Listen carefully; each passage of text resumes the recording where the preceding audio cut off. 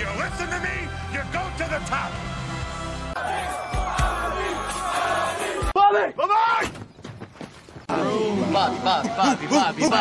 Bobby. Oh, Bobby. Bobby?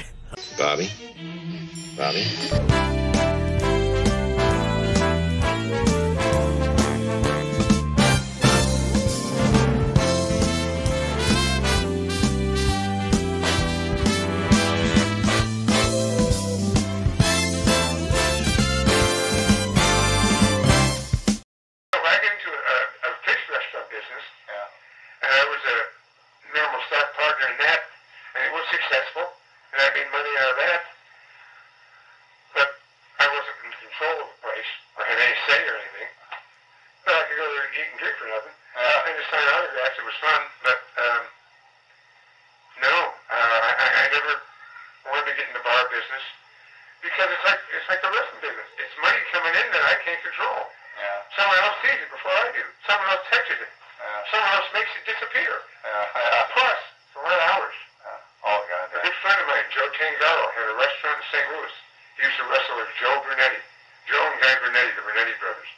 But his real name was Joe Tangaro. And I'm not sure if Joe was still with us. But he had Parkinson's disease and everything.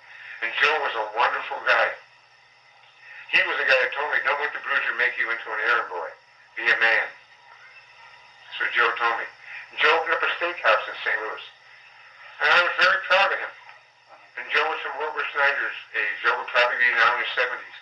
And I told Joe, I said, this is great. You got a restaurant. You no longer have to drive in the car and fly. He said, this is the worst thing I've ever done. He said, if the dishwasher don't show up, I got to wash dishes. The parking lot guy show up, I got to park cars.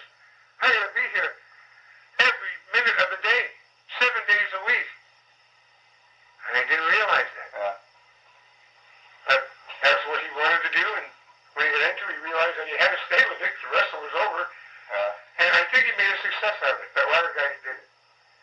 Dick Murdoch had a bar called Dick's Dive in Amarillo. I don't know if that was successful or not, but knowing Murdoch, had to be just be a place where all the guys went and sat and drank. Oh, I'm sure. You know. Oh, the name of it was Shapery, Dick's Dive. Dick's Dive. Hold on.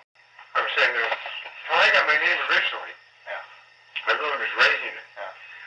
But Bruiser started calling me Bobby Heenan because Buddy Rogers had a manager called Bobby Davis. And they were in Chicago in the early 60s, and I started in the mid-60s. So they wanted to, touch me to Bobby Davis, you see? Well, Buddy Rogers was him and Ray Stevens were my idols getting into the business. And now naming me after Bobby Davis was a treat for me. So I finally got to meet Bobby Davis. He lives in, I think, San Bernardino. We were doing a pay-per-view out there, or some kind of a show I was doing announcing. And it wasn't until many years later. Oh, no, this was like 10, 15 years ago. So it was WWF? Yeah. And Vince had Bobby Davis sit in, and we did, he called one match with Monsoon and I. And it was such a privilege to meet him. And he's got about 20 Wendy's hamburgers. Another wrestler called Baron Antonioni had I don't know how many, I think it was shaky pizzas. And Jerry and Jack Briscoe are into a body shop in Tampa, Florida.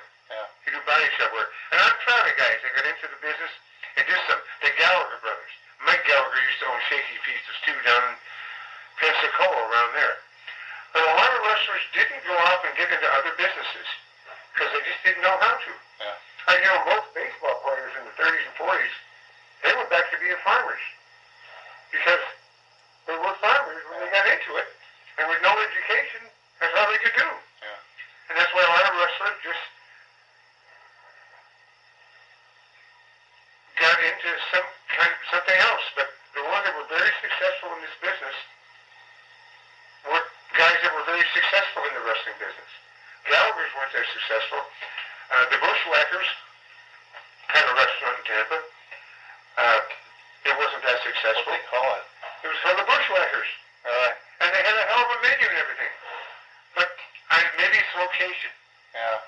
But they were wonderful guys. And I was hoping that would do good for them. I was in the seafood business. A restaurant I owned in St. Pete called Krabby Bill's. And it was great. Had benches and everything. Bobby had a sign on the wall. If you like home cooking, go home. And he was good. And his whole family runs a business, and they allowed me and Bruce, the barber, Beefcake, Ed Leslie to be in on it. The Bushwhackers were in on it. We all had member partnerships in different stores. Sure. And I made Well, they had a chain then. They had other chain, yeah. I made money with it. And it was fun. But I was lucky. But, you know, to have a Bobby Heenan's, I'd have to be there all day. I'd have to watch somebody to register. Yeah. I don't want to do all that. There's too much work. Yeah. I'm lazy. I don't want to work. No. So you said before, you said that success in the wrestling business, pretty much if you're successful in wrestling, you're going to be successful, or even successful in your first job choice, you'll probably be successful. I don't know, man. I don't know. Sometimes you mark too high. What would I shoot for? What could I possibly do? Let's look at this. I'm 59 years of age. I've got cancer.